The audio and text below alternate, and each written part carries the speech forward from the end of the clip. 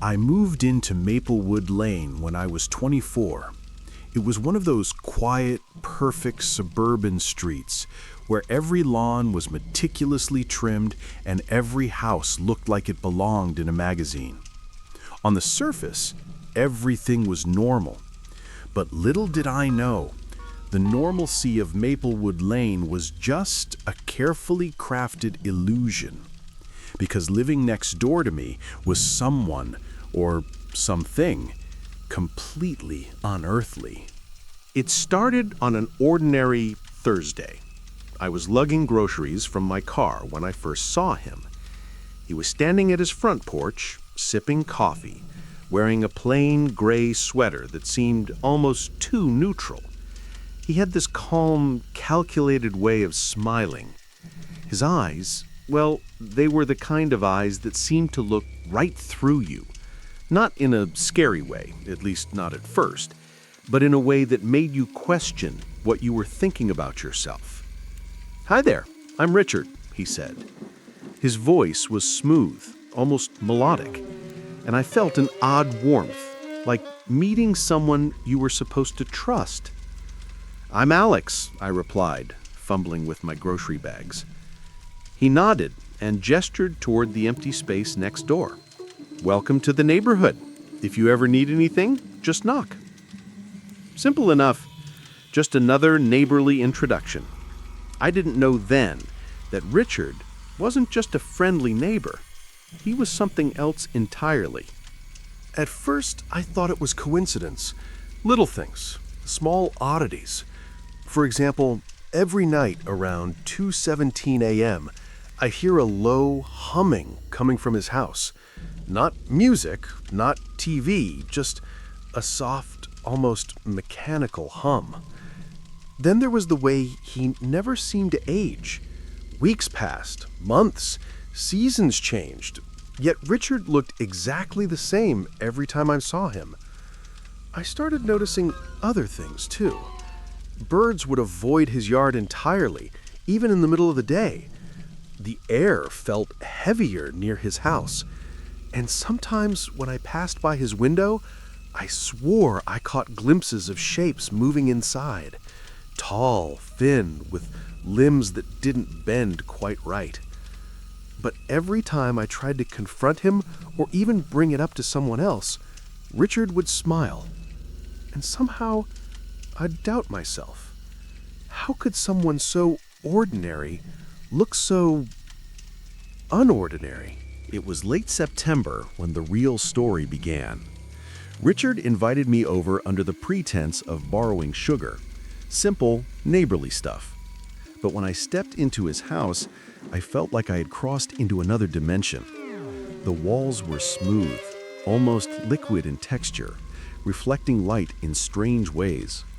There was no furniture as I knew it. Instead, there were floating panels and screens filled with symbols I couldn't understand. A faint luminescence filled the room, coming from no discernible source. "Welcome," Richard said, but his voice, it wasn't just a voice anymore. It echoed in a way that felt like it was inside my skull. "I've been meaning to show you something." Before I could ask what, the lights flickered, and suddenly his human facade disappeared. Standing in front of me was not Richard, at least not entirely. His true form was alien. Thin, elongated, with skin that shimmered in shades I didn't even know existed. His eyes were large, reflective pools, and his limbs bent at unnatural angles. I froze. My brain struggled to process what I was seeing. "I know this is shocking," he said, in a voice that was somehow both the same and utterly alien. "But I've lived here for a long time, observing, learning, waiting." "Waiting?" I whispered. "For what's coming. You humans are on the verge of discovering things you shouldn't, and I'm here to guide you carefully." He called his kind the observers. They weren't here to conquer, he said, at least not yet. They were here to understand, to collect knowledge, and to ensure the survival of both their species and ours. I asked why he chose to appear as a human. Because appearances matter, he explained. You fear what you don't recognize, but by walking among you, blending in, I can learn, and you can trust, eventually. He showed me images of their worlds, of cities floating above endless oceans, of beings moving through dimensions I couldn't comprehend. Every image burned into my mind. I've been waiting for someone like you, he said. Someone curious, someone brave, someone who can carry knowledge forward without destroying it. Then he offered me a choice. I could go back to my normal life, pretend none of this ever happened, or I could step into his world, learn their secrets, and help prepare humanity for what was coming. I hesitated. The temptation was enormous, but fear clenched at my chest. You won't see the world the same way again, he warned, and you may never see me as a neighbor again. That night, I couldn't sleep. Every time I closed my eyes, I saw him, the alien, the neighbor, the guide. I knew my life had changed forever. I decided to accept. Richard, or whatever his true name was, began teaching me, not just facts, but ways of perceiving reality. Time slowed and stretched. I learned to sense energy, patterns, and dimensions hidden within our own world. It was exhilarating, terrifying, and lonely. I had to keep it a secret from everyone, my friends, my family, the entire neighborhood. They had to believe I was still just an ordinary person. But the more I learned, the more I realized how fragile human life was, and how important it was that knowledge stayed in careful hands. Over the next months, I changed. Not physically, but mentally. My senses heightened. I could sense emotions, see hidden energy flows, and even predict certain events before they happened. Richard said I was ready for the next phase, interacting with other observers. He warned me that some of them were less benevolent than him. Not all wanted peace or knowledge. Some wanted control. I had to learn how to discern the good from the bad, how to protect myself, how to survive in a reality I hadn't known existed just a year ago. Then came the first warning. Richard showed me a vision of a human society on the brink of collapse.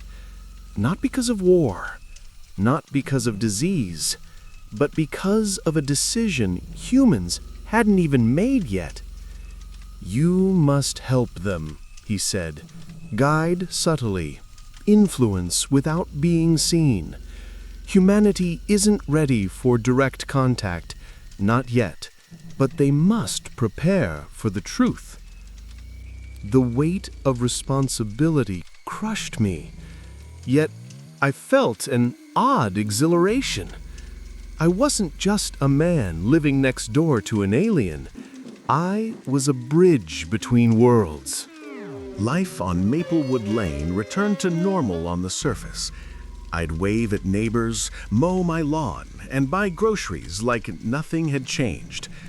But every night, I would visit Richard, learn, explore, decode alien technologies, study patterns in the world that no one else could see. And every night, I wondered, how long could this secret life last before something or someone discovered the truth? It didn't take long.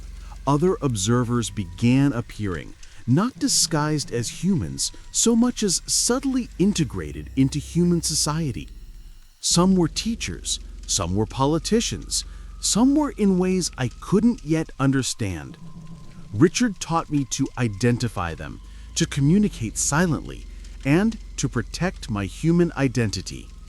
We are everywhere, but nowhere, he said. The truth is vast, and most people are not ready. Over the next year, I witnessed events that would change the world forever. Technologies too advanced to be human-made.